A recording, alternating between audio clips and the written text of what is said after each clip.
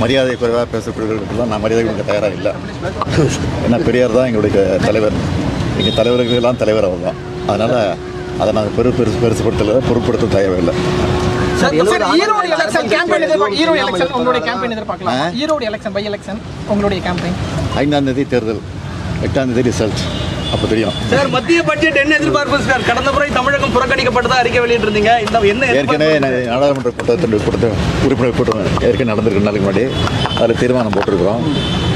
நாடாளுமன்ற உறுப்பினர்கள் சபையில் வந்து தமிழ்நாட்டுக்கு இருக்கிற கோரிக்கையெல்லாம் எடுத்து வலியுறுத்தி சொல்லியிருக்கிறோம். பார்ப்போம். நிதிநிலை அறிக்கை வெளியிட்டால் தானே என்னன்னு தெரியும்.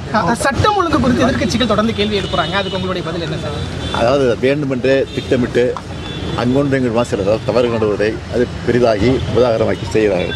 அதை பற்றி நாங்கள் கவலைப்படலை. நாங்கள் எங்களை பொறுத்த வரைக்கும் சட்ட ஒழுங்கு சிறப்பாக தான் நடந்துட்டு இருக்கு. அதனால தான் வெளிநாட்டிலிருந்து வெளி மாநிலங்களிலிருந்து தொழிற்சாலைகள்லாம் தொடர்ந்து வந்துருக்கு.